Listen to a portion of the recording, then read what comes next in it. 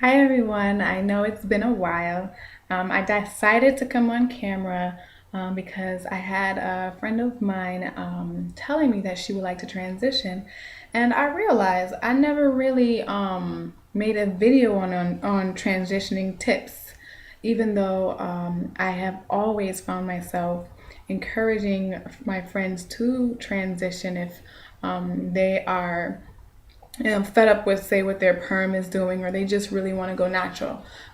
And I encourage those who really do, are thinking about going natural, not really so as much. If they're happy with their hair, then we really don't get into it. But if they are thinking about transitioning or would like some help or tips or whatever, and they come to me, I get ecstatic and I'm willing to help and give all the tips that I can. So I am not gonna overwhelm you guys in this video with a whole lot of information. But I would like to share a couple of tips, and hopefully I can come back on another video and share more tips. So first of all, my first tip is to really resolve that when you want to go natural, really make that resolution, really resolve to say you're going to do it, and let yourself know, okay, this is not going to be easy, but let yourself know, okay, this is something I'm going to put in work for. I'm going to really put in work for it and really, really, really try to stick to it and do the best that you can. And once you make that resolve, and you really make that, then you can move on from there. The second thing is, when you're transitioning, make sure you keep moisture in your hair. Moisture is the best thing. Water is the best thing for your hair. Good water, because there is water that can be damaging to your hair. So if you do notice that you're taking all the steps in transitioning, but you cannot get over this dryness factor, check your water. Because back on my first video as to why I decided this healthy hair journey shares, it's because I'm a victim of bad water. I moved to a different state and their water was damaging to my hair, and it took me a while to realize it. And I was doing everything else the same, and I couldn't figure out why my hair wouldn't come out the same. So number one tip is keep your hair moisturized, and if you find you have bad water or water damaging for your hair, then find some type of filtration system, a shower head or something that filters out those bad elements in the water that dries out your hair. Or if you feel like your water is good and your hair is fine, then that's absolutely fine. So keep your hair moisturized. And the second thing is making sure that you do the proper order of how you are supposed to keep that moisture in.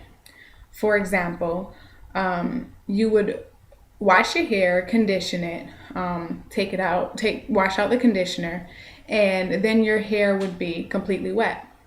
Once you rinse using cool water to help seal in the nutrients, close your cuticles up, you rinse with cool water.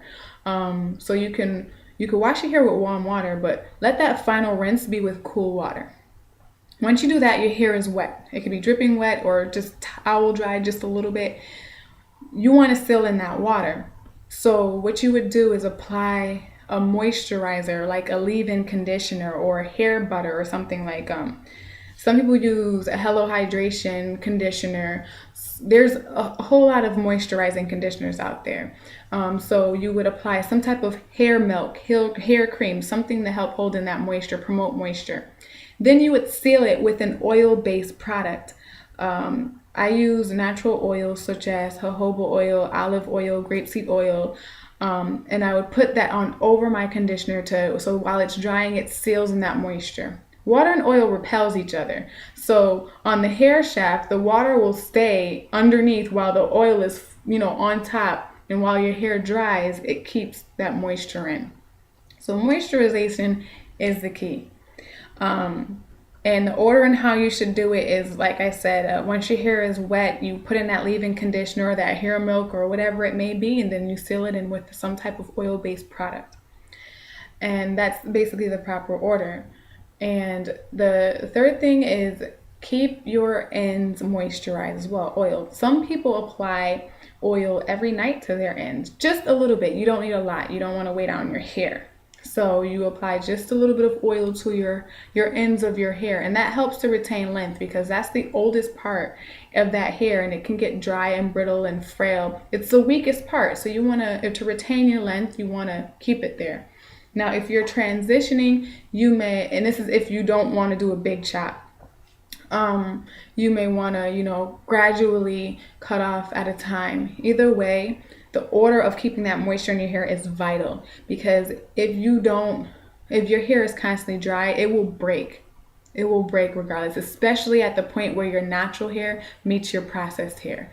It will break and you won't like the breakage that you'll see. Some people, when they transition, they either just do a big chop altogether and shave their head, or they may allow their hair to grow out an inch or 2 or 6 inches or whatever, and they do a big chop. And then there you go from there. But once again, this is the transitioning steps. So lastly, for a transitioning tip, my last tip is to make sure you do protective styles. Protective styling is where your hair is not manipulated every day. Very low manipulative styles. This right here that I have is a bun on the very top of my head. Here's my high bun. This is a protective style because my ends are tucked under, and they're tucked under with bobby pins. I have an elastic, ouchless elastic band, and I have it tucked in with bobby pins. This is a protective style because I'm protecting my ends, and it helps to retain length, so your ends don't break or anything like that.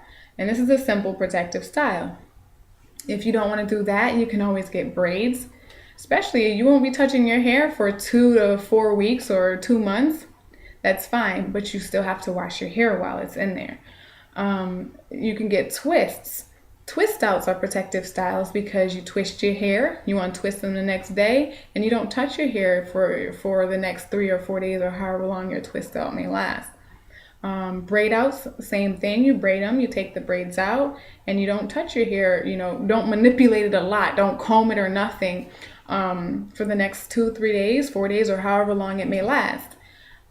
Protective styles also is wearing wigs. You may braid your hair up underneath or stick it in a ponytail or a stocking cap and stick a wig on. You wear a wig or sew-ins or lace fronts or whatever it may be. Whatever it is, a protective style is anything that protects your hair from being manipulated constantly, and it allows it to grow, helps it to grow. Because the more our hair is manipulated, the more prone it is to breakage and for it to come out, and we don't want that. We're trying to allow our hair to grow. So those are basically the 3 tips in beginning, to transition is 1, or I think I mentioned maybe 4 tips. Basically make that resolve that I'm going to transition and realize it's going to be some hard work, but really put your heart into it that you're going to do it. If you really, really want to do it, and go in there wholeheartedly and, be devoted to transitioning so that you don't meet as many frustrations in the whole transitioning process. And secondly, make sure your hair is properly moisturized. And third, maybe it was 3, make sure that you do protective styles in your transitioning process, especially if you're not going to do a big chop, which basically means you're going to let your hair grow out a little bit and then chop all the perm off, or you're just going to cut all the perm off altogether. So those are basically my tips for now. And until next time, hopefully my next video will explain more tips and other transitioning tips. And this was for my friend, but this is for everyone who watches this video. Hopefully it was of great help to you guys, at least to help you guys get started. So if you have not subscribed, subscribe already. And I have more to come. I'll talk to everyone later. Bye.